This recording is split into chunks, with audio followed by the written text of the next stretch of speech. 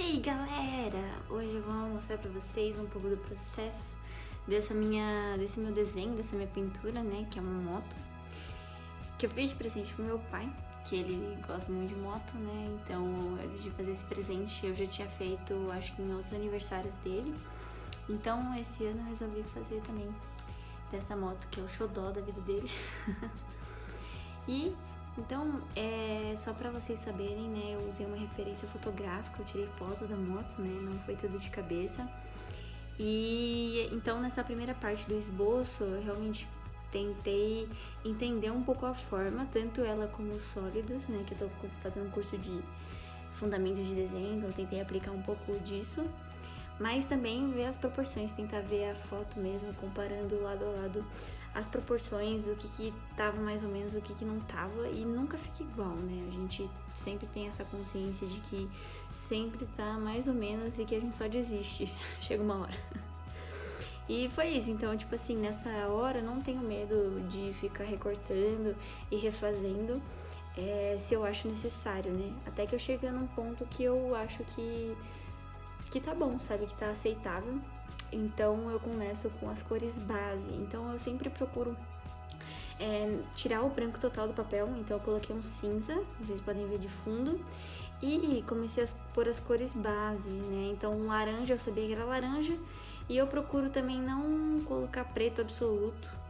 Mesmo que a gente vê e acha que é preto, que a gente define aquela cor como preta, na hora de pintar eu evito, porque aí a gente pode trazer o preto absoluto em partes mais específicas, que fica bem mais escuras e que, querendo ou não, dá essa nuance nas cores, né? Então eu coloquei um azul bem escuro, né? Mas não chega a ser preto total, né? No iPad. E aí depois que eu fiz as cores básicas, coloquei um cinza nas partes cromadas só. Eu vou trazendo luz e sombra, que é a parte que eu mais gosto de fazer, que eu acho que é o que traz o desenho pra vida, assim. Então eu começo primeiro, na verdade acho que eu vou alternando, né, um pouco, né, então eu gosto de fazer uma camada por cima da cor base e colocar no Multiply e colocar um azul bem clarinho. Vocês podem ver que até afetou um pouco o fundo. E aí eu faço as sombras, eu defino um lugar que vai estar vindo a luz e eu tento replicar isso em todas as partes do desenho, né, como que essa luz vai afetar cada parte. Então, e como que essa luz vai gerar uma sombra. Então eu coloquei primeiro a sombra e depois com outra camada eu coloquei o Blend Mode de adição, se não me engano, em português, né? E usei um azul claro também. Não, acho que essa parte foi um amarelo bem clarinho. E aí ele dá esse aspecto mais brilhoso, então eu consigo trazer mais luz também pro desenho, junto com a sombra, e dá um ar bem legal.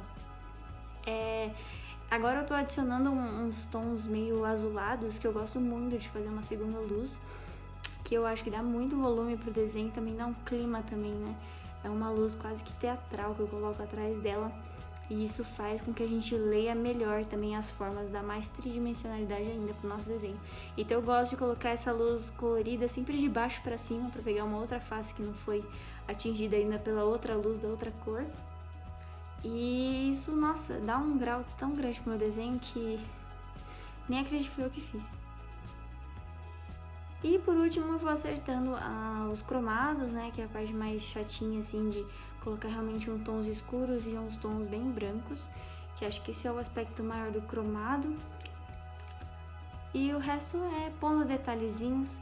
E mais pro final vocês vão perceber que eu coloquei uma luz de silhueta, eu esqueci o nome técnico dessa luz, mas que eu vou contornar de branco praticamente todo o recorte da moto, né, como se ela tivesse vindo de lá de trás da moto. Isso vai ajudar a gente também a destacar essa figura do fundo, e junto com a sombra, né, ela vai dar mais espacialidade para nossa figura.